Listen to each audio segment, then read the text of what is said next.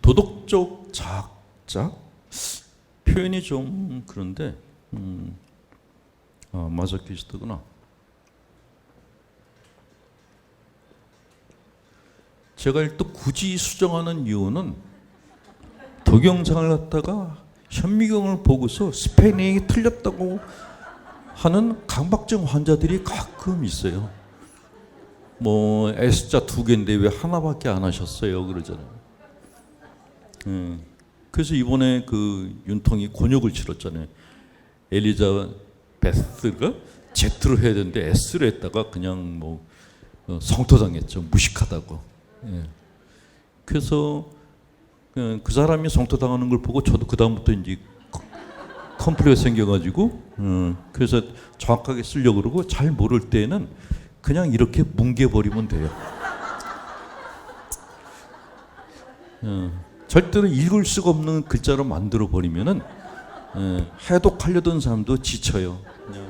아, 원래 글씨를 저렇게 못 쓰는구나 라게. 이게 상대방을 좌절시키면서 내가 성공할 수 있는 방법이 이거예요. 자, 우리는 세인트라 그래서 성인 신심을 갖고 있습니다. 뭐 성인이 되려면은 초자연적인 현상, 그 불치병이 2가지 이상 치유가 돼야 되는 조건이 있어요. 근데 그런 기도를 해서 그렇게 이제 성인품을 받은 사람이 있는데, 이 성인하고 그 도덕적 자학자하고 이렇게 혼동될 때가 굉장히 많이 있습니다. 도덕적 자학자들의 특징은 너무 지나치게 양심적인 사람들이 도덕적 자학자라고 보시면 돼요. 실제로 성인들을 보면은 여러분들이 알고 있는 그 성인들은 어떻게 보면 좀 이렇게 미화된 게 굉장히 많아요. 근데 심리학적 관점에서 성인들의 그 자서전을 갖다 분석을 해보면은 이 사람이 어떻게 성인이 됐지 하는 사람들도 꽤 많아요. 예컨대 우리는 뭐 성인 그러면 굉장히 성격이 온유하고 누가 뭐라 그래도 빵긋빵긋 웃고 그런 사람이라고 생각하는데, 정말 성질이 개떡 같은 성인도 있었어요. 대대에서 성녀 아주 지랄 맞았어요, 성격이. 그래서 하느님이 제일 싫어하는 성인이 대대에서 성녀예요. 대대에서 성녀가 면담을 요청하면은 항상 하느님께서 베드로 보고 대신 만나라 그런데 안 만난대요. 하도 성질이 들어서. 그렇게 뭐 기도할 때에도 그냥 주님 제가 죄인입니다 이렇게 얘기를 안 하고 하나님한테 세상을 창조했으면 책임을 지라고 손가락질 했던 성인이 대대에서 성녀예요. 근데 그분이 어떻게 성인이 되는지 잘 모르겠는데 어쨌건 그분이 되는 바람에 숨통이 많이 트였어요. 아, 저렇게 살아도 되는 거구나라는 희망을 주신 분이에요. 제일 깝깝한 성녀가 소아들에서 성녀예요. 그분의 자서전을 읽으면 그냥 깝깝하다라는 생각밖에 안 들어요. 근데 되게 우리는 성인들이 아주 퍼펙트한 인격을 갖춘 사람들이라고 생각하는데 실제로는 그렇지 않습니다. 예수님의 12제자만 봐도 그렇잖아요. 명동성당 가면은 뒤에 12제자의 그 스탠드 그라스가 딱 있죠. 다 머리에 다 후광 두르고 있는데, 근데 그 양반들 생전에 했던 짓거리들을 보면은 어떻게 이런 사람들을 갖다가 12제자로 뽑았지 할 정도로. 만약에 제가 오는데 그 12명 보고 면접 보고 뽑으라 그러면 한 사람도 안 뽑아왔을 것 같아요. 그래서 예수님이 참 통도 크다 그런 생각이 들었어요. 그러니까 만들어서 쓰시려고 뽑았구나 하는 생각이 드는 거예요. 뭐 베드로 사도 같은 경우는 예수님이 하는 말씀을 아예 알아듣질 못했대요. 처음부터. 나중에 뭐 자기는 주님의 제자가 아니라고 발뺌할 정도로 이게 비겁한 면도 보였고, 또 이렇게 예수님을 잡으러 사람들이 오니까 또 갑자기 칼을 빼가지고 그 마르코스라는 종이라는 사람 귀를 갖다 잘라버리는 그런 호기를 부리고 그래요. 그러니까 성격이 롤러코스터였어요, 이렇게. 그러니까 예수님께서 그 사람한테 뭐라고 했냐면 좀 든든하게 살아라. 그래서 반석, 하도 반석 같지 않으니까 반석같이 살라고 반석, 그래서 베드로 이렇게 지어줄게. 계속 얘기하면서도 이거 이렇게 얘기를 하면은 나중에 너 뭐라 그러겠다. 어쨌건 12제자들 중에서 퍼펙트한 그런 우리가 아는 이렇게 그런 성격을 가진 분은 한 번도 없어요. 다 결함이 다 있었어요. 예수님이 가장 사랑했던 제자 요한은 예수님이 잡혀가자마자 최초의 스트리킹을 했다. 옷을 다 벗고 도망갔던 분이 요한이었어요. 그리고 뭐 야곱 형제 둘은 형제가 다 예수님 옆에 앉겠다고 자리다툼 벌렸던 욕심 많았던 사람. 도마 사도는 뭐 아시겠지만은 안 믿었잖아요, 아예. 그렇게 많은 기적을 보여줬는데도 안 믿었죠. 그러니까 그런 정말 오합지졸들을 모아가지고 12제자들을 데리고 다녔으니까 예수님이 십자가형에 안 돌아가셨으면은 화병으로 돌아가셨겠다라는 생각을 할 때가 많아요. 이놈의 개인적인 이야기이기 때문에 필기를 하는 쓸데없는 짓은 안 했습니다. 외부 유출 시에는 제 날아갈 수가 있으니까.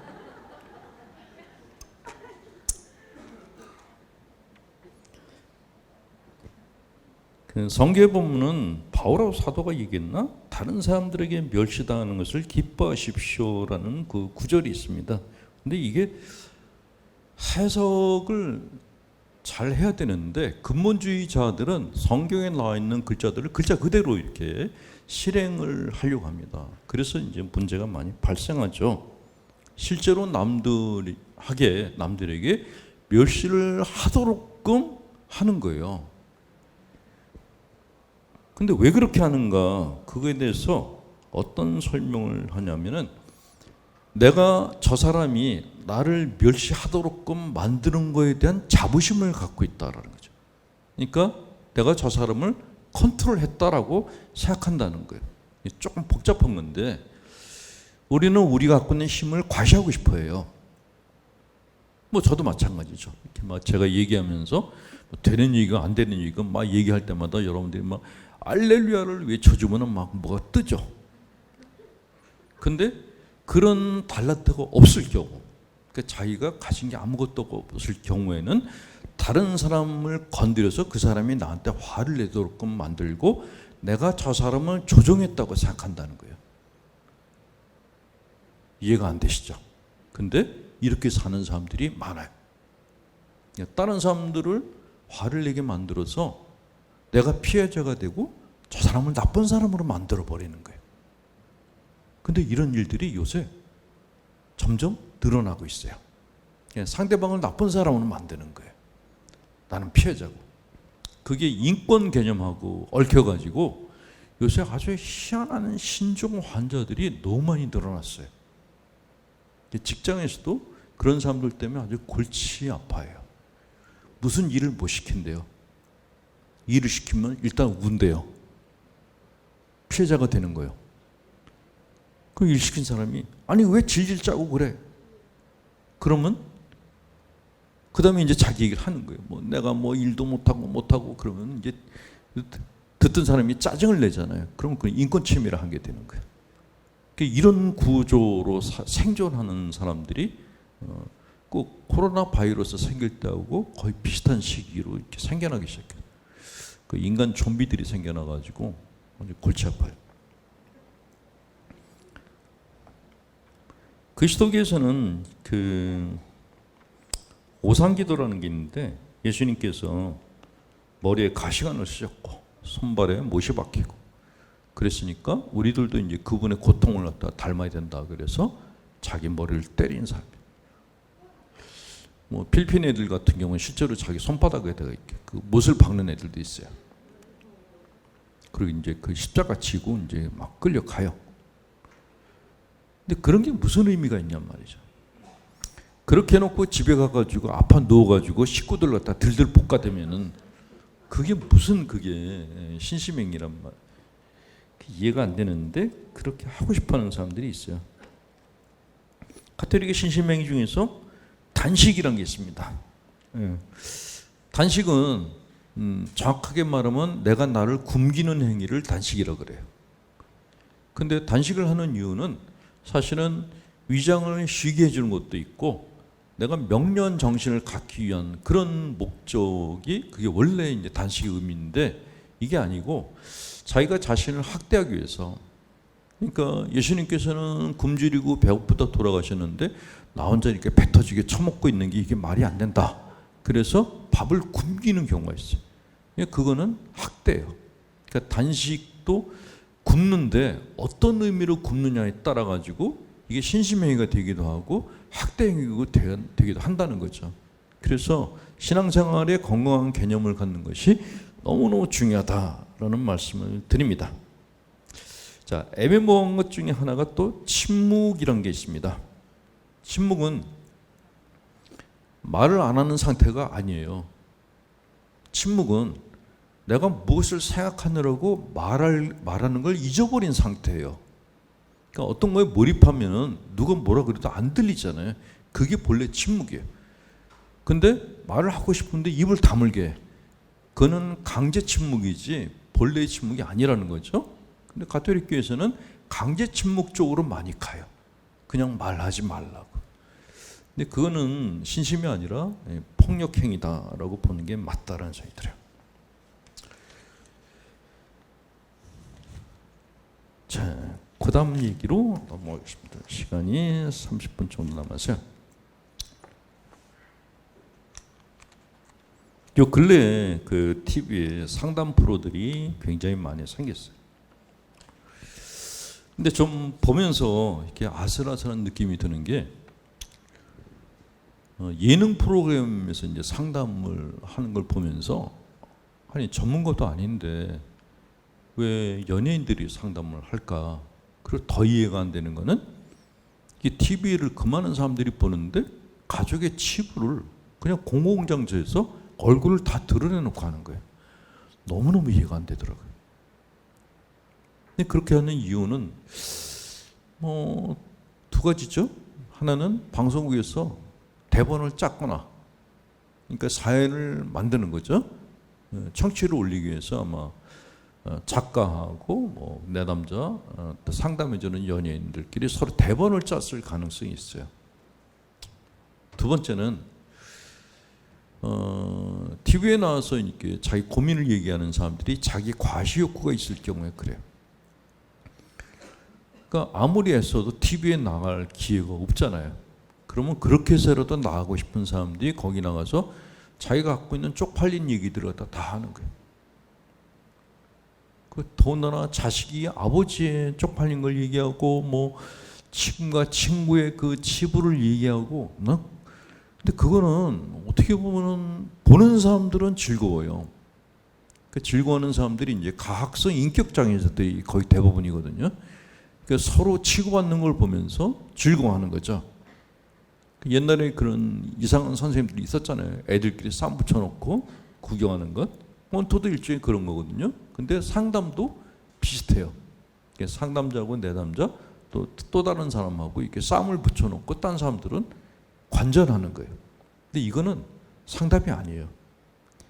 상담이 아니죠. 그냥 병적인 게임이라는 거죠.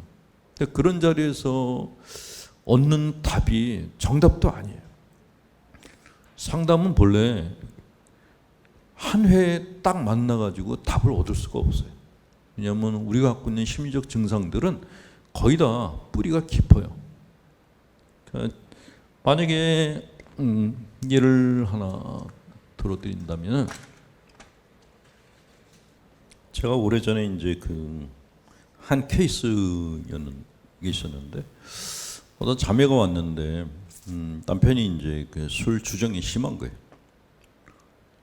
그 술만 먹으면 이제 그 가족들을 갖다 이제 폭행을 하는 거예요. 근데 이 와이프가 상담을 하면서 그런 얘기를 하는 거예요. 우리 남편이 원래 이러지 않았는데 라고 얘기를 해요. 근데 상담가들은 이렇게 생각해요. 보통 사람들이 그 여자분들이 이제 그 결혼을 하잖아요. 배우자를 고르는데 보통은 자기 아버지하고 닮은 사람을 골라요.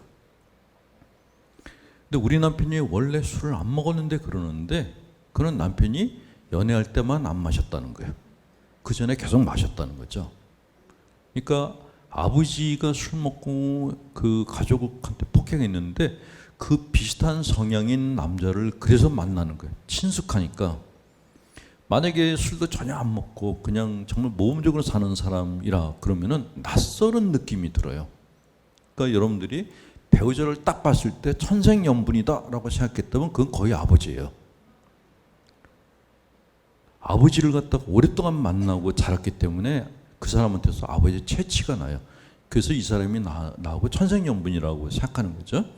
근데 문제는 내 좋은 아버지처럼 이 사람이 좋은 남편이면 괜찮은데 안 좋은 아버지와 닮은 사람인 경우는 안 좋은 남편 역할을 또 하게 된다는 거죠. 그래서 처음에는 이제 남편 얘기를 해요. 남편이 뭐 어떤 사람이냐, 그 남편한테 이렇게 당할 때 어떤 기분이냐, 이제 그런 현재 상황에 대해서 물어봐요. 근데 상담이 1회로 안 끝나고 10회, 20회, 30회 가는 이유는 뭐냐면 왜 그런 남편을 선택했는가를 물어보는 거예요. 본인이 선택한 거거든요. 그러니까 선택한 그 근거가 뭐냐, 심리적 근거. 그걸 찾아가다 보면은 맨 마지막에 만나는 게 결국 부모예요. 하느님이 아니고 맨 마지막에 있는 게 부모예요. 그 부모님 중에서 한쪽이 병적인 부모일 때 자녀가 배우자를 선택할 때 병적인 배우자를 선택할 가능성이 굉장히 높다라는 거죠. 그거를 알려주는 거예요.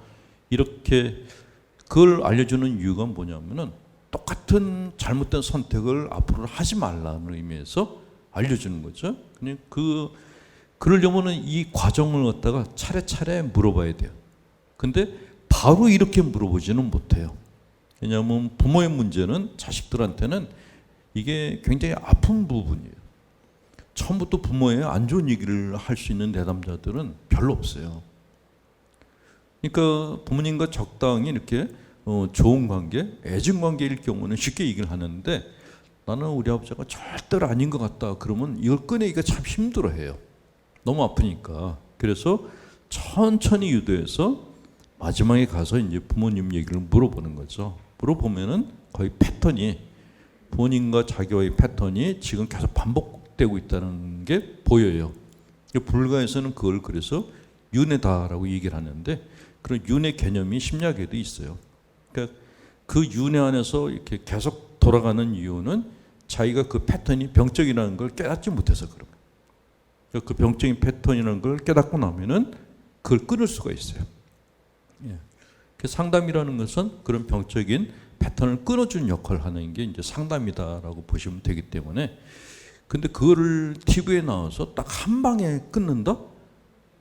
이건 아닌 거예요. 근데 왜 상담자들이 나와서 내담자들한테 그냥 즉문즉답 정말 물음에 대해서 바로 답을 주는가? 그럼 왜 위험한 처방을 왜 그렇게 하는가 하면은 자기 과시 욕구가 있을 때 그래요. 나를 드러내고 싶은 욕구가 있을 때 그렇게 할 가능성이 높아요. 또 TV가 아니더라도 일반 상담을 할 때에도 상담 받으러 온 사람한테 알아들을 수 없는 전문 용어를 막 쓰는 상담자들도 있어요.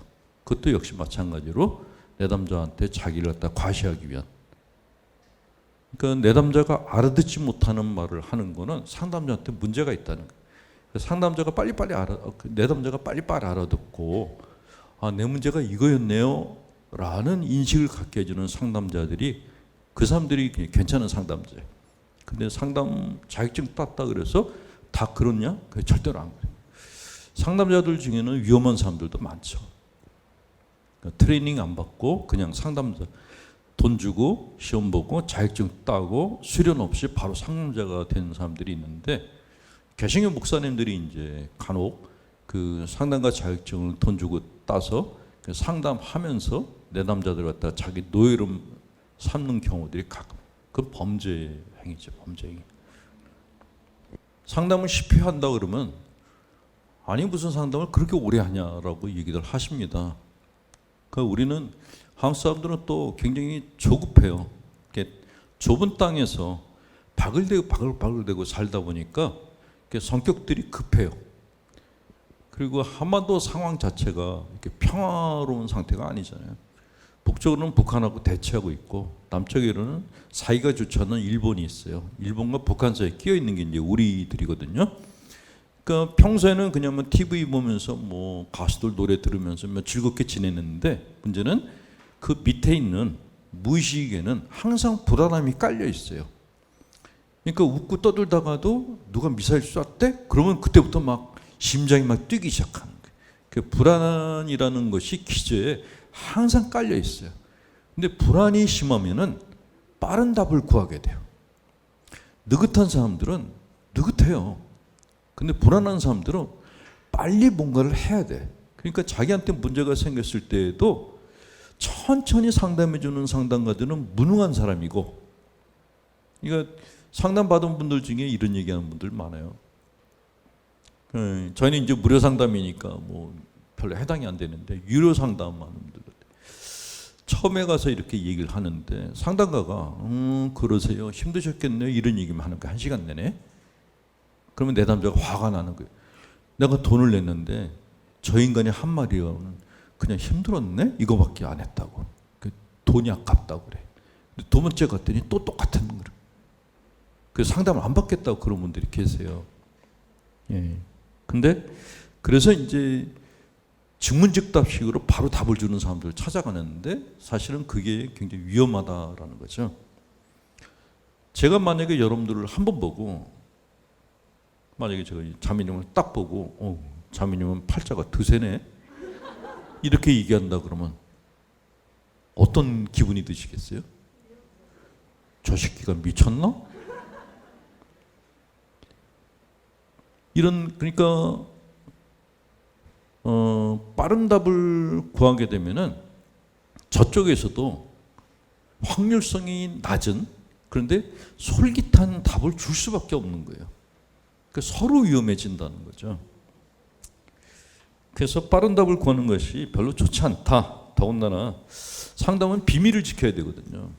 예, 내담자들의 이야기는 이렇게 외부에 발설하면 안 되는데 TV에 나가지고 전국에 공개를 해버렸어요. 저는 더 걱정되는 게 요새 그 아이들 상담하고 있잖아요. 물론 이제 그 상담해 주는 분이 실력이 있는 분이라는 건 누구나 다 알죠. 근데 문제는 그냥 애를 그 박사한테 조용히 찾아가서 우리 애가 이런 문제다라고 얘기를 하면 되는데 이게 TV에 다 공개됐어요.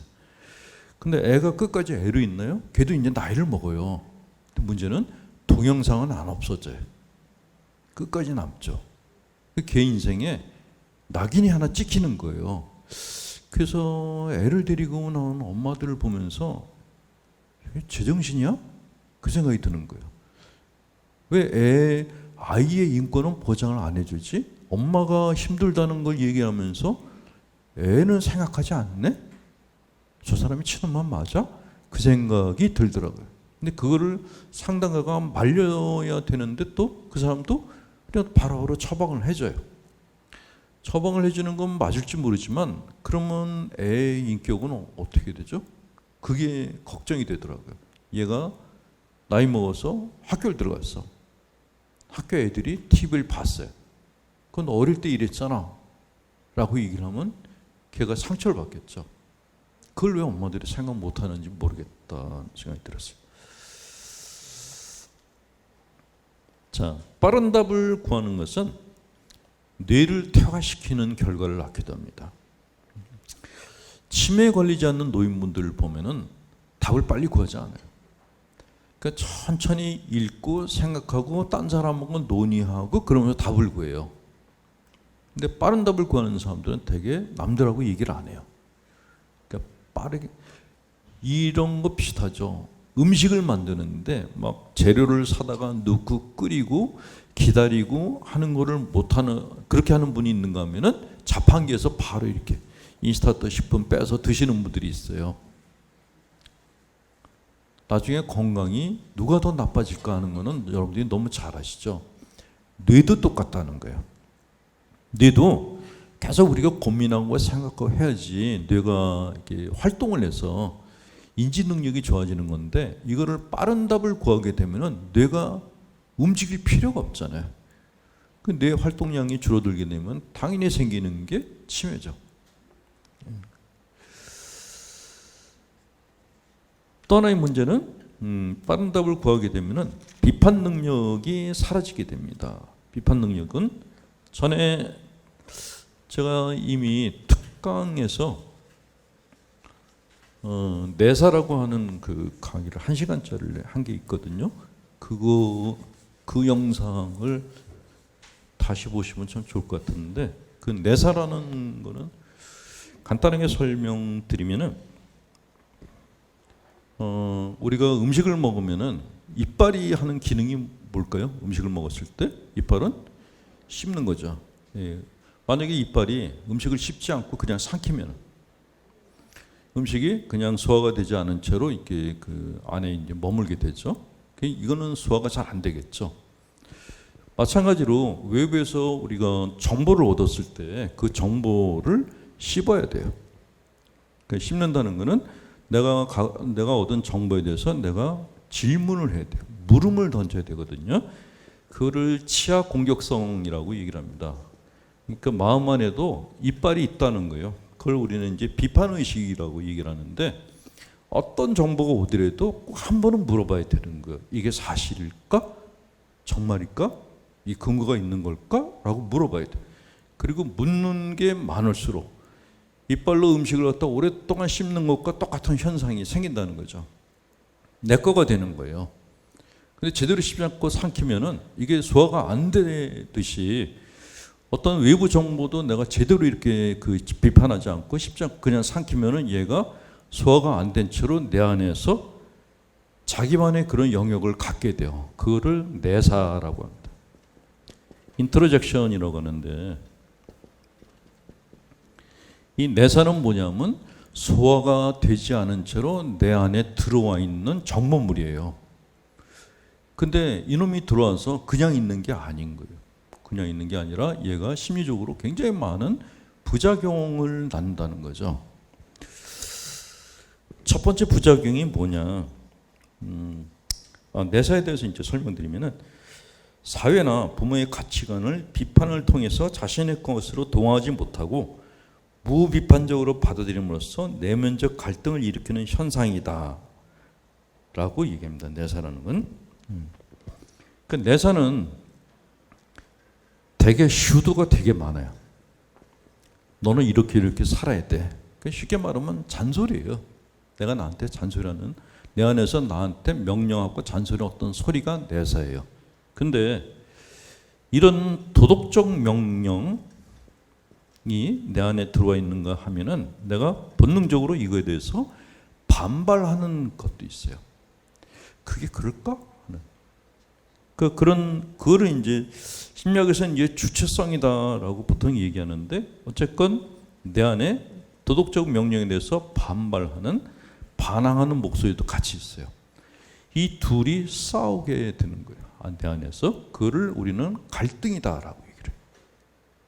근데 문제는 자아가 약하거나 착한 분들일수록, 어릴 때부터 순종적으로 산 분들일수록 반발력이 약하고 내사가 강해요. 그래서 탈이 나기 시작해요. 심리적으로. 어떤 탈이 생기는가? 자, 내사가 심한 사람들은 고정된 행동 패턴, 습관적이고 자동화된 행동을 반복한다. 매 상황에서 발생하는 자신의 다양한 욕구에 따라 행동하지 못하고 내사된 것들이 명령하는 것에 따라서 그것이 자기 자신인 줄 믿고 살아간다. 그러니까 시키는 대로 산다라는 거죠. 이런 내사가 심한 사람들이 신앙을 가질 경우에 근본주의자들, 원리주의자들이 되는 거예요. 근본주의 원리주의자의 대표적인 게 바로 IS, 탈레반 이런 애들이에요. 근데 이슬람에만 그런 IS나 탈레반이 있는 게 아니라 가톨릭 안에도 있었고, 그리고 정치적인 IS들도 굉장히 많아요. 근데 이름만 달랐지 그 공통적인 건 뭐냐면 내사예요. 그러니까 자기 생각이 없고 내 안에 나한테 명령을 내리는 어떤 큰 무엇인가를 안고 사는 사람들이 근본주의자가 된다라는 거죠. 자, 그런 사람들이 주로 많이 말하는 것이 믿음, 하나님의 뜻, 이런 애매모호한 추상적인 단어들을 제일 많이 써요. 그 굉장히 선동적으로 믿음을 가져라고 막 이렇게 외쳐요. 저는 가톨릭 신부들은 좀 덜었는데 개신교 목사님들이 막 그 설교 시간에 뭐 믿음을 가지라고 소리치는 분들 보면은 저거는 히틀러가 썼던 방법인데 왜 저걸 쓰지? 그런 생각을 가질 때가 있어요. 신자들한테 믿음을 가지라 그러면은 신자들 입장에서는 어디까지가 믿음이야? 라는 물음을 가질 수밖에 없죠. 근데 자아가 약한 사람들은 그런 물음조차도 못 갖고 종교인이 믿음을 가지라 그러면은 가져야 된다라고 답하면서 자기가 믿음이 약한 거에 대해서 자책하는 그런 현상들이 일어난다라는 거예요. 그러니까 신경증 환자를 갖다 종교가 신경증 환자를 양성한다라는 것이죠. 근데 그런 사람들이 자기 신앙을 갖다가 이제 증거를 해야 되잖아요. 그러니까 무리수를 드는 거예요. 지난번에 제주도에 무슨 그 지방 그 화가 그림이 있었는데 거기다가 누군가 십자가 문양을 딱 그려놓은 게 그 페북에 떴어요. 근데 십자가 문양을 봤더니 다행히 가톨릭 건 아니더라고요. 가톨릭의 십자가 문양은 조금 이렇게 화려해요. 끄트머리가 이렇게 좀 이렇게 아주 이렇게 뭐 하여간 그래 이렇게 파마 뽀금머리 같이 이렇게 근데 개신교 쪽은 이렇게 심플한데 십자가 문양 색깔도 그렇고 딱 개신교 거더라고요. 개신교 근본주의자가 무속화에다가 십자가를 갖다 입혀버린 거예요. 그걸 왜 했을까요? 자기 믿음을 교회 사람들한테 증거하기 위해서 했다라는 거죠. 그러니까 내사가 심하면은 무식한 짓을 하고도 본인이 정의 사도라고 생각하는 그런 현상이 일어난다라는 거죠. 또 모범생 컴플렉스라는 것도 있어요. 나의 욕구가 무엇인지 잘 모른 채 다른 사람의 기대에 따라서 맞춰 사는데 익숙해진다. 스스로 내 의지와 욕구를 가질 수 있다는 생각을 못한다. 대부분 모범생으로서 윗사람의 마음에 들게 행동하지만 정작 자신이 무엇을 원하는지 잘 알지 못하며 스스로 자신의 삶의 목표를 정하여 창의적인 삶을 사는 것을 두려워한다. 가끔 엄마들이 애들을 칭찬하는데 우리 애는 어릴 때부터 부모 속을 썩인 적이 한 번도 없었어 라고 자랑하는 분들이 계시는데 그 얘기 들으면 섬뜩해요. 얘는 이미 신경증 환자가 됐구나라는 생각이 들어요. 애들은 당연히 반항해야 돼요. 신앙인들은 당연히 하나님께 대해 반항을 해야 돼요. 성경은 이렇게 돼 있는데 왜 현실은 이러냐라고 기도할 때 하나님께 따지셔야 돼요. 그런 물음과 반항을 통해서 성숙하는 거거든요. 그러니까 인간은 물음을 통해서 성숙하는 거지 순종을 통해서 성숙하는 게 아니에요. 순종은 마지막에 하는 거예요. 마지막에. 내가 이것저것 다 해봤더니 결국 하나님 말이 맞더라. 이거는 죽기 직전에 오는 깨달음이죠. 팔팔한 인생인데 지금부터 순종해야지. 그러면 살아나기 시작하는 게 히틀러 같은 놈들만 생겨난다는 거죠. 비판 없이 암기하는, 그러니까 성경 암기하는 거. 저는 그거 반대하거든요. 성경 암송하는 것. 성서 한 구절을 읽더라도 읽고 자기 생각을 밑에다가 붙여야 돼요. 그러니까 만약에 예수님께서 네 믿음이 널 살릴 거다라는 구절이 있다 그러면 그게 정말 그럴까요? 라고 토를 다는 거예요. 그게 성경 묵상 방법이에요. 예수님이 무리를 걸으셨어요. 제자들이 겁먹었어요. 당연히 우리 입장에서는 제자들 편을 들어야 돼요. 사람이 무리를 걷는다는 게 불가능하잖아요. 제자들이 두려워한 거는 너무나 당연한 거란 말이죠. 근데 예수님이 제자들이 믿음이 약하다고 질책하셨어요. 그럼 우리는 예수님께 따져야 돼요. 우리가 당신 같은 그 하나님이 신적 존재가 아니라고 그런 걸 가지고 야단을 치시냐고. 베드로가 원래 심약한 사람인데 그렇게 야단치면 더 쫄아가지고 뭘 하겠냐고. 근데 아무도 예수님한테 그런 말대꾸를 못해요. 말대꾸를 못하는 이유가 뭐냐? 내사가 심해서 그런 게. 어떻게 내가 하나님한테 그런 얘기를 할 수가 있어? 어떻게 성경에 이의를 제기할 수 있어? 이게 신심이 아니고 신경증이에요. 신앙과 신경증은 전혀 달라요. 차라리 도마가 나요. 그렇게 많이 봤는데도 나는 봐야 믿겠다. 그게 차라리 건강해요. 그렇다고 그래서 예수님이 도마를 갖다가 내치지도 않았잖아요.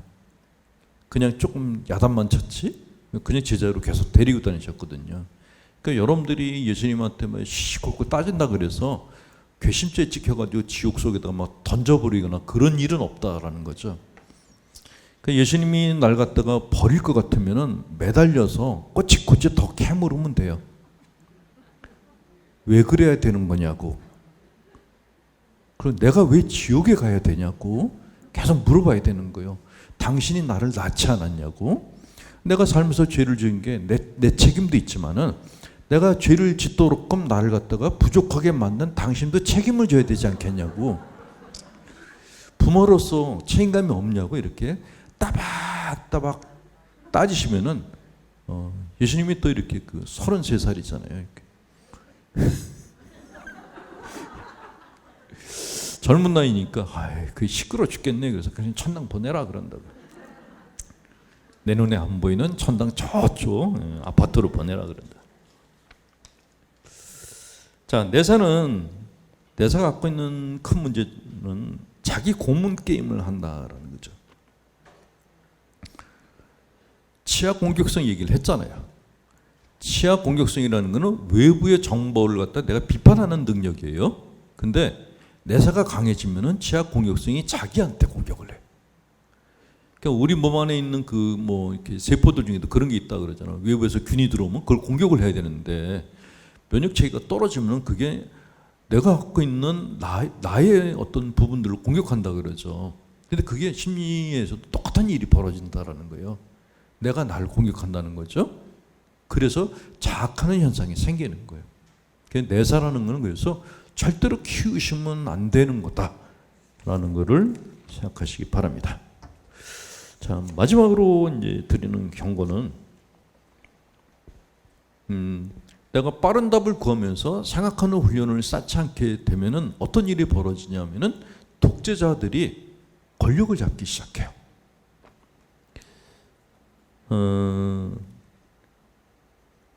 아돌프 아이히만이라고 히틀러의 신복이 있었어요.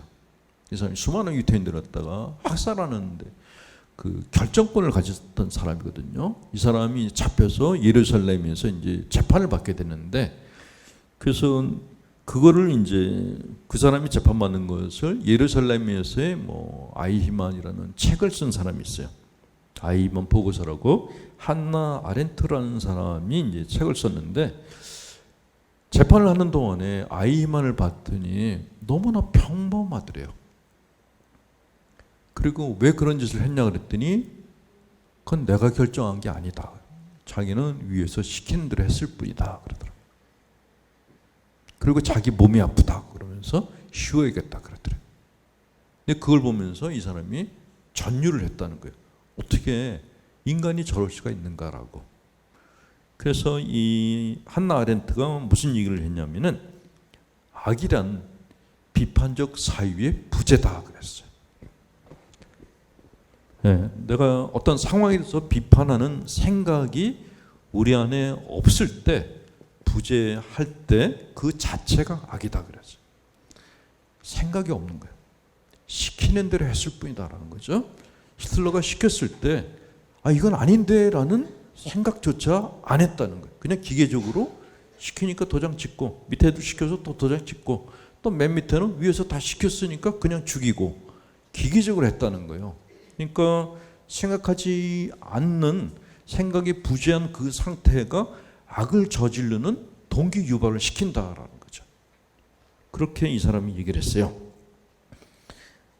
우리나라의 강남선 교수도 비슷한 얘기를 했는데, 선량한 사람들이 비판적 사회를 하지 않을 때 정치적, 종교적 가치가 왜곡된다. 그래서 돌아가신 함석헌 선생님도 생각하는 국민이라야지 산다 그랬어. 그러니까 이렇게 생각하지 않으면은 내가 무엇을 결정하는 게 아니라 집단이 결정해 주길 원해요.